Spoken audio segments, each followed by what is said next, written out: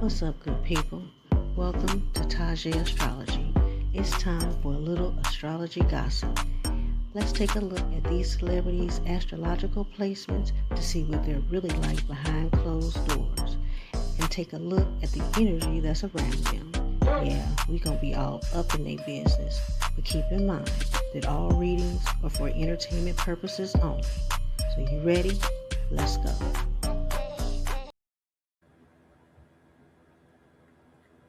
What's up, everyone? It's your girl Tom, and you already know what time it is. It's time for another couples reading, and today we are focusing on Nicki Minaj and Kenneth Petty. All right, so we really don't have to do an introduction on Nicki Minaj, right? I mean, Onika Tanya Mirage, right? One of the most influential rappers out there. And then her husband, Kenneth Petty, right?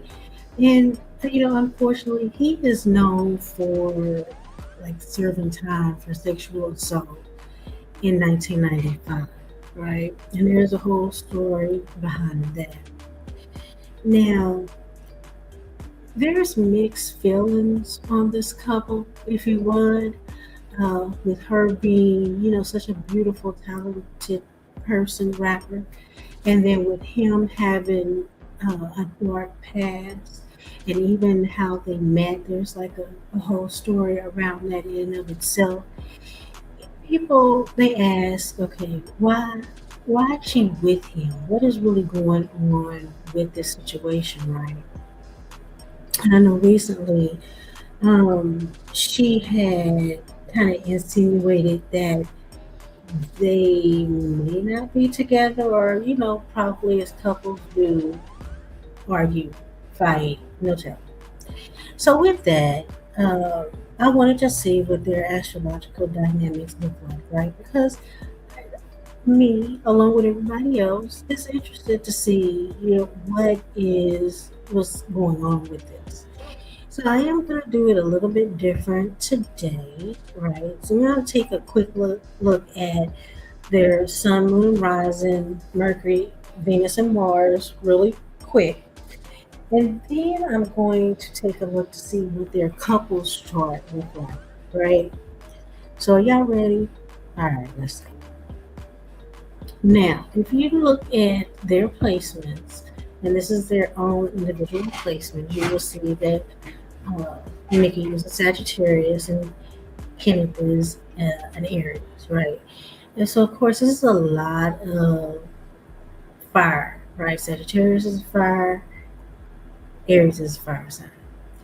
And as you can see, he has quite a bit of Aries in his chart. His top Sun, Moon, Mercury is Aries, right? And then Sun, Moon, her Sun, Mercury, and Venus is Sagittarius, right? So, the Sagittarius is they have big personalities. They can be blunt at times, but they typically do care, even if it may be a little rough around the edges. I think her Virgo moon uh, is Earth sign, so I think that kind of balances out that fire. But she could probably be with that Virgo moon a little particular, like emotionally strive for emotional perfection, because we know that Virgo is the sign of perfection and moon is emotions, right? Again, it could be a little nitpicky with her emotions and what she requires from a partner emotionally, right? But we know that when Virgos are kind of on your ass, it's to make you better, right? And so again, Sagittarius is bold, it's blunt, very adventurous, right? Sagittarius is ruled by Jupiter, and so bigger than life, right? Uh, Sagittarius, they enjoy freedom, enjoy truth, and expansion. Again, that's what Jupiter is all about, expansion, right? And with that, Sagittarius do not like to be restricted. They don't like to feel like they are restricted, right? Then the Virgo moon, like I said, with that may overthink her feelings, right? And she may show how she cares through like acts of service, right? But you know, that Virgo moon with the Sagittarius, she may be prone to like dramatic displays of emotion, right? Because again, Sagittarius, that Jupiter energy is going to expand anything that is going on around it, right? Her Capricorn Mars, that's strategic, discipline, and like long game oriented in action, right? And so she does move with purpose. I think she's in the limelight now because everybody is mad at her because she is has aligned with MAGA, right? And I'm just here to let you know that she doesn't care how people feel. That's just it is what it is, right? Let's see here, and then let's go over to Kenneth. Now, Kenneth is very, very interesting, right? Because normally, what I do just to keep these readings short, and they seem to be getting longer and longer, because relationship readings are very layered. There's many, many layers to relationship readings. And these readings are just to kind of touch on the surface of what is going on between the couples, right? To kind of touch on how their placements will interact with each other. And so, with that, there's a lot that is unspoken, a lot that's not said, and many different layers that I don't touch on, right? It's just to kind of give a little glimpse on the compatibility between the two and how their planets interact with each other.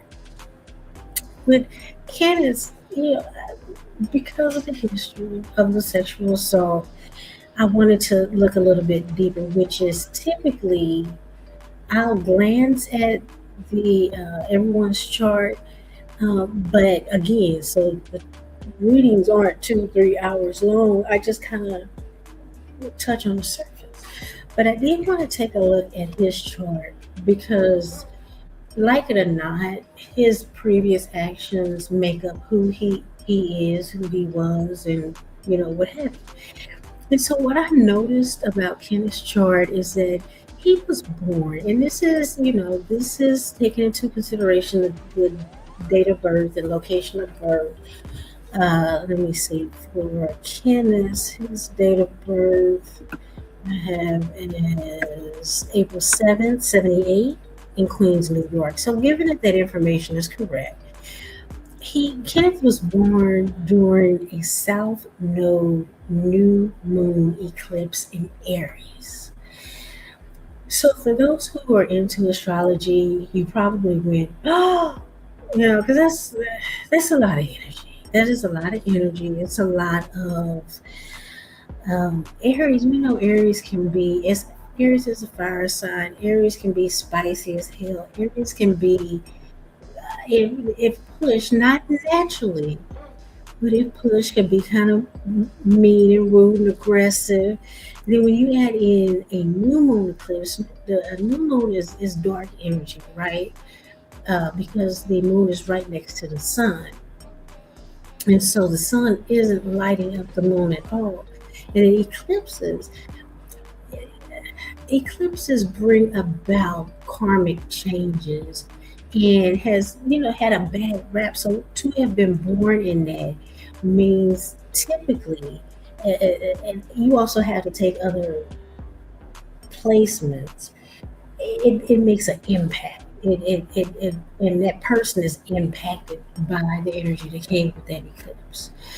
And so when you put that in Aries, the planet that's ruled by Mars, the planet that's Mars is conflict, it's aggression. That can also be passion and drive and all of that.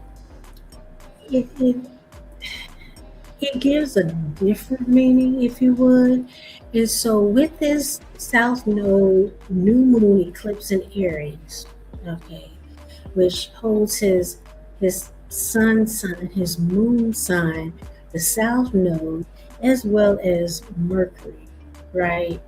Um, his Mercury is in Aries as well. And so that energy right there, it's, one, hyper independence. Basically, I don't need nobody. I'll do whatever I want to do. Handle things on my own type of energy. That energy is also impulsive action, right? That creates consequences, right? And so with his assault in, what was it, 85? Let's see, it was 95. That will always stay with him. He will never be able to undo that, and it's going to follow him for the rest of his life, as well as affect their relationship. And we'll talk about the travel in just a minute. And in that dynamic, South Node, New Moon eclipse in Aries, that is anger that runs deep, and it runs deeper than it looks. And so we know that Aries are already like impulsive, quick to anger, right? And so what this dynamic is that he is born, or may have been born, with some really deep anger deep inside, right? And I will have to go into his actual chart and do a reading on that to go into detail. But with the moon being right next to the sun, right, that's emotional reaction, and it can be immediate, because the Aries energy is influencing that. And with that, you feel and act at the same time, right? So it's that's impulsive energy.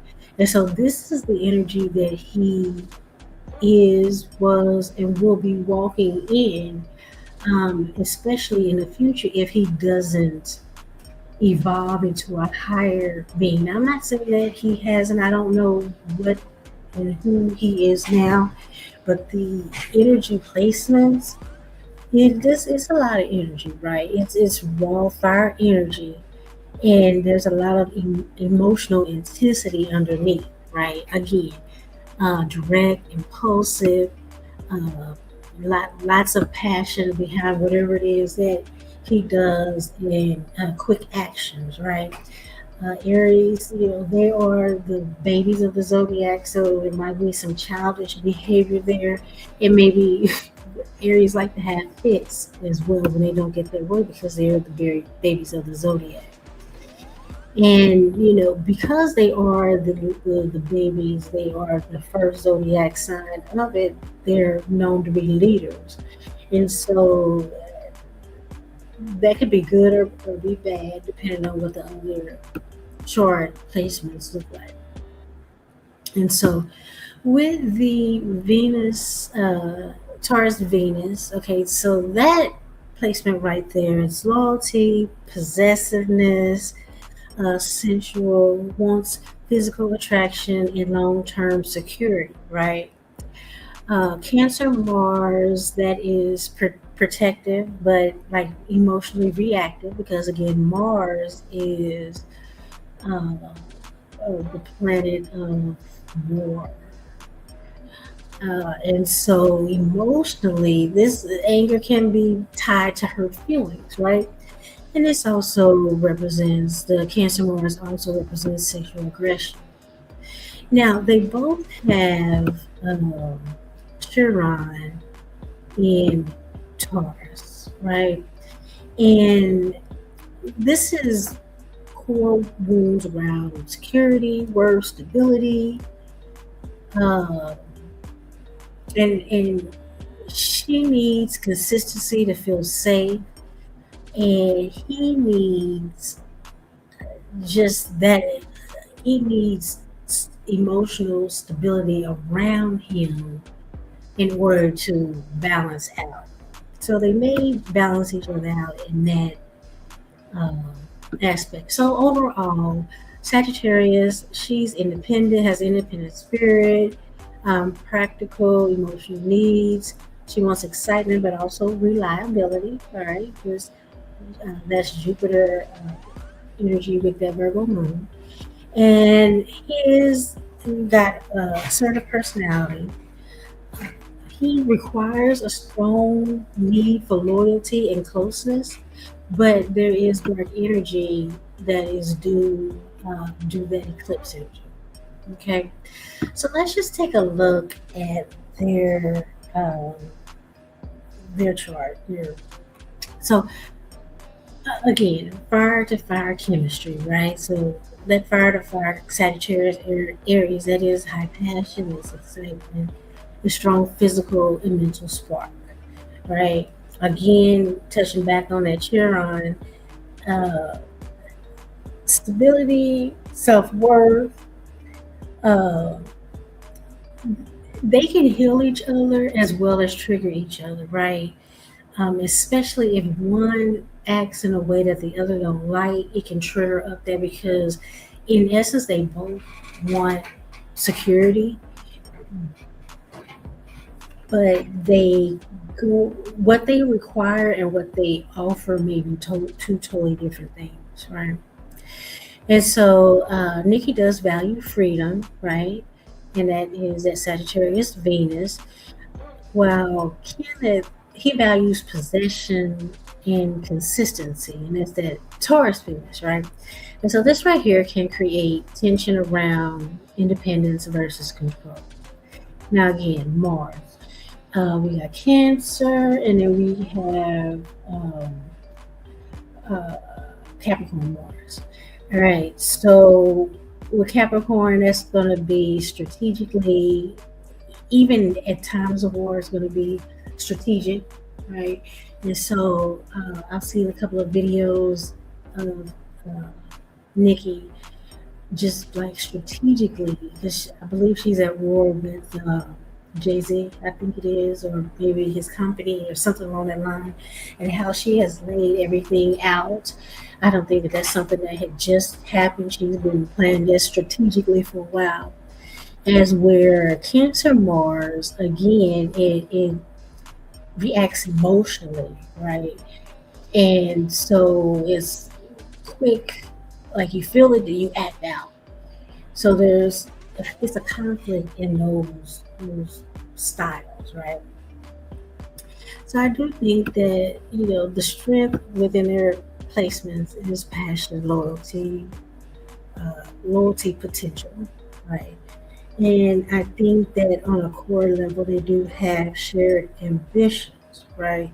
Now, some of the challenges that they may have is possessiveness versus independence, right? Because there is a certain level around Aries that wants, a level of possessiveness, especially with that uh, Taurus Venus. Taurus is, mine, where that Sagittarius Sun kind of wants independence, and not necessarily independence to just run amok, but just be able to be themselves, right? So I do think that there's a strong attraction chemistry wise, but stability is going to depend on balancing that freedom with emotional reassurance, right? Sometimes Aries can be a bit needy. I can only imagine with that Cancer Mars, there's a lot of energy, and then with all of the Sagittarius that she's wanting to tell you how she feels, right? She's gonna tell you how she feels. She's gonna be very blunt about it, right? And so the dynamic is different. So okay, so let's take a look at their composite chart. Now, when I pull their composite chart, their sun for their couple chart is in Aquarius, and I think that this is where it it gets interesting, right? It's in Aquarius, and we know that Aquarius is the respectfully the weirdo of the zodiac, and weird typically doesn't technically need to be like bad, but it's definitely different than everything else or their peers when you talking about it as a person. And so, what this means as far as their core relationship identity, it's unconventional, right? It's they don't really care what people like. People throw in her face that who and what she is married to, and it may bother her a touch because it shows a lack of quote unquote perfection with that Virgo moon, with her Virgo moon. But at the end of the day, she really doesn't care, right? And so when Aquarius Sun composite placement, both people feel free to be themselves, right? And I think that she may offer that to him, and he may offer that to her, right? Uh, and there is space for whatever may seem odd about the other. The they don't rag on each other about it, right? They're allowing each other to be weird, if you would say, or be strange or be different. And so this energy of itself, it can build something progressive and meaningful together, right? This relationship, it doesn't follow the traditional rules, right? And it needs authenticity more than obligation, right? And so I think that as long as he is open and honest with whatever it is that he's doing, then she I don't want to say she's going to be okay with it, but she's going to respect that more than finding out anything behind her back. And the same with him, as long as she tells him is open and honest, and her whatever weirdness or strangeness, that he's going to accept that. And I think it's just a mutual acceptance of unconventionality. Is that a word, or did I just make that up? All right, so with their chart, their couples chart, there's Cancer Moon, right? So that alone is an emotional bond, right? Now his Cancer placement is Mars, hers is Capricorn. But when you look at the couple, that Cancer Moon, that is underneath a cool Aquarian exterior, is a deeply sensitive emotional core, right? And so, in their weirdness, in their unconventional energy, they're able to feel protective and nurtured, right? Now, that it's moody, right? Because Cancer is moody. But this right here in their couples chart is a strong emotional attachment, right? And there's a desire to feel safe and at home with each other, because that's what cancers want, that safe, warm, and fuzzy feeling, especially at home, or that they consider home. Um, and also with this, it's defensiveness. We know that cancers can become defensiveness and then become like passive aggressive, right? So really, the emotions might swing between emotional closeness and then emotional withdrawal, right? And so in with this placement, emotional security, it must be prioritized, right?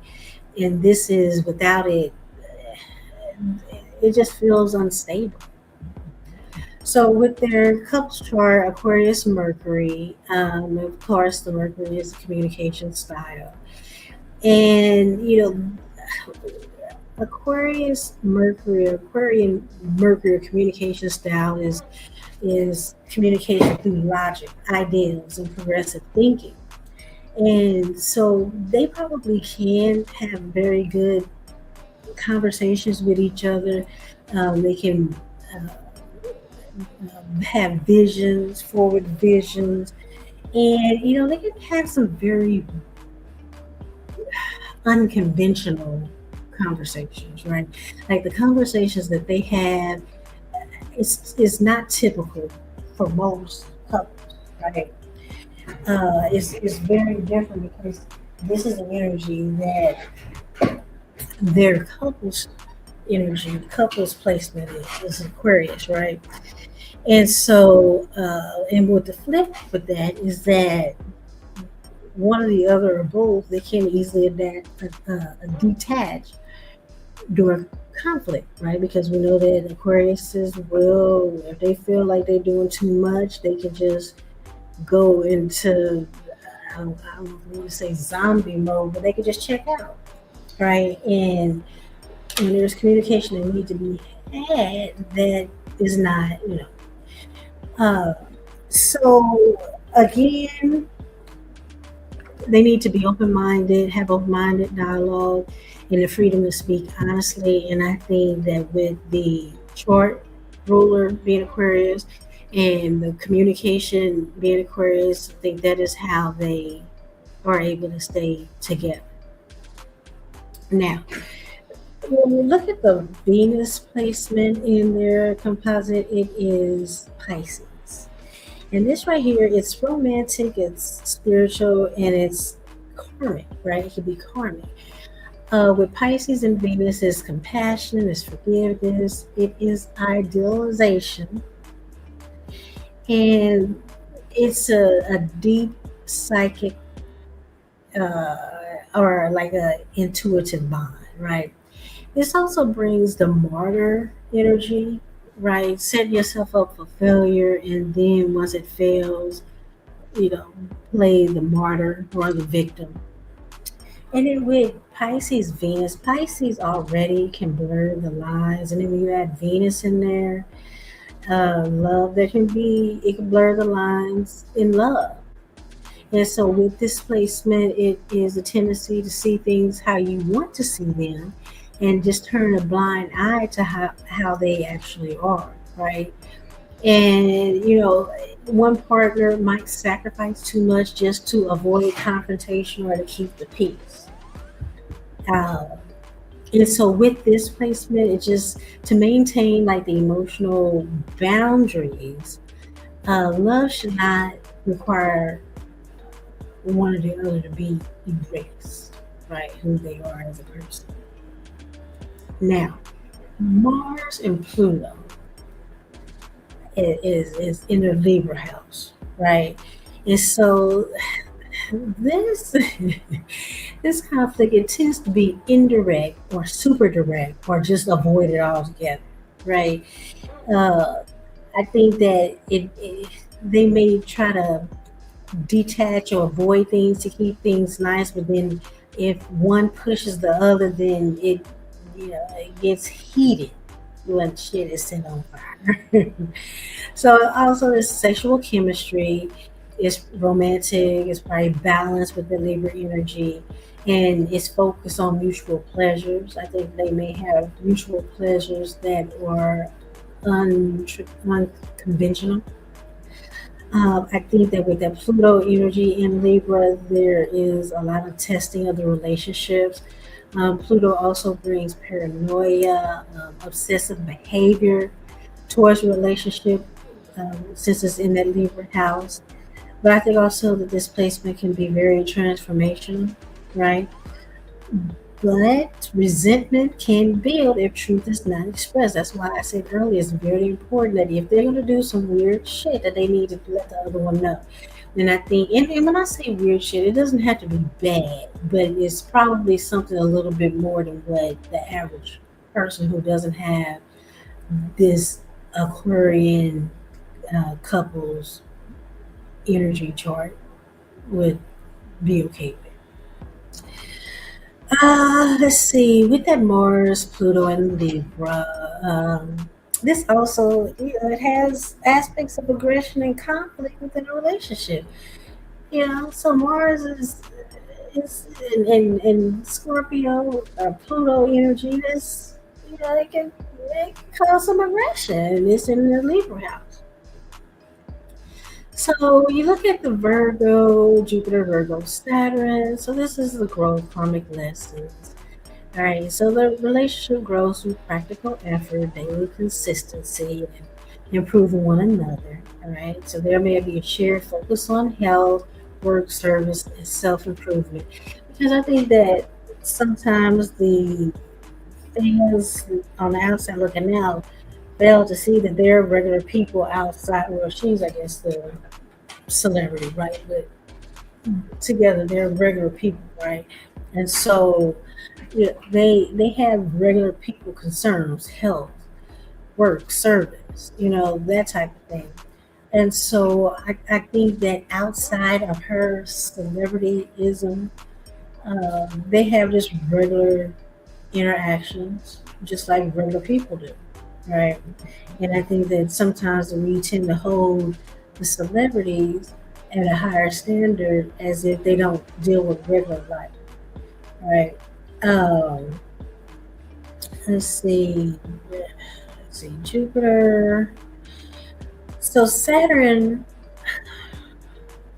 with this Virgo Jupiter, Virgo Saturn, criticism may become an issue because, like we said, that Virgos do like to like to criticize, like to nitpick, and he may feel judged by that because Aries, even though they're rah rah, they're still kind of softies at the end. They will rise up and they will do the most, but they really can't handle the criticism that they themselves might even get. Right. Um, Uranus in their couples chart. So they have Scorpio Uranus in their couples chart, right? And so it is transformational, it is magnetic energy, right? But with this is Uranus is sudden, is erratic. It's like at the she can just change at the drop of a dime, right? And so with this Scorpio and Uranus, it might be power struggles. It could be emotional extremes. They might find themselves in a cycle where they all of a sudden break up and they reconcile and they break up and they reconcile and break up. But with this Uranus, Scorpio Uranus, it they won't leave this if they ever do separate or if they've separated, they'll never be the same. Like the impact that they've had on each other uh, will be long lasting. All right. So with the Sagittarius Neptune, their couples chart. See, okay, so this is the shared dreams aspect, right? Because Sagittarius is bigger than life. It's dreams. It's expansion. It's the future as far as future dreams, right? And it also can be disillusionment because of the Neptune, right? And that can prevent clarity. And so I think that it may have seemed that they would be able to do this, that, and the third, but that was like a delusion because some aspects of their life is limited. It's like blocked. Let's see. Couples chart, North Node Leo, South Node Aquarius. So karmic growth as a couple is to like move from detachment to a more heart-centered expression, from like just logic to actual passion, and from like the coolness or even coldness to like to a warm up because Leo is that sun, right? And so it's like emotional, their comfort zone is emotional distance and independence.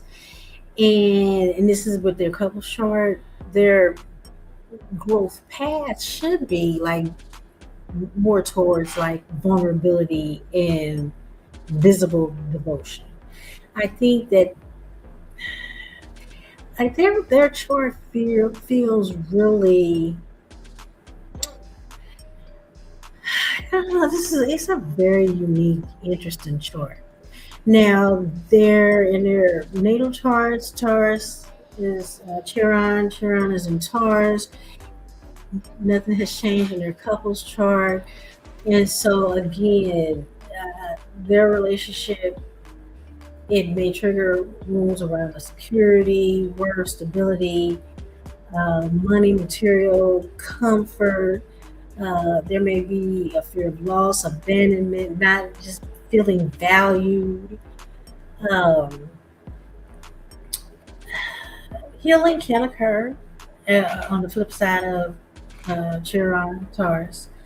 And the healing can come through consistency, the physical affection, reassurance, and just taking the time to actually build something tangible. But it just feels like that they are just polar opposites.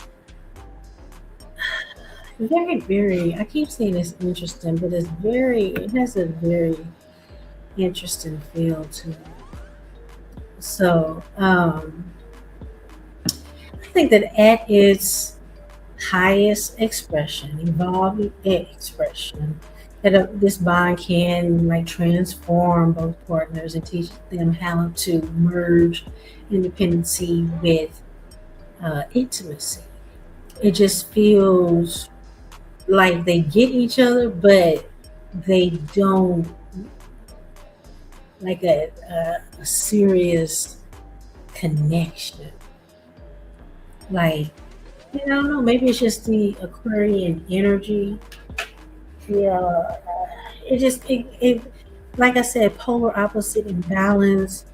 Um, I think that there's in their couples chart a lot of emotional confusion. I think that there's a lot of passive aggressive energy out there, and I think that there's a lot of um, I idealized energy, but not necessarily like grounded. If that makes any sense. But like I said, the chart feels very unique, right? Eh, I don't know if I want to say that it feels neutral or it feels like blank or empty. I feel like there's just something missing. I don't know. It's hard. It's like I don't know. I don't know. That's all I have for this couple. Comment below. Let me know what you think. Do I think that they are going to make it? I think that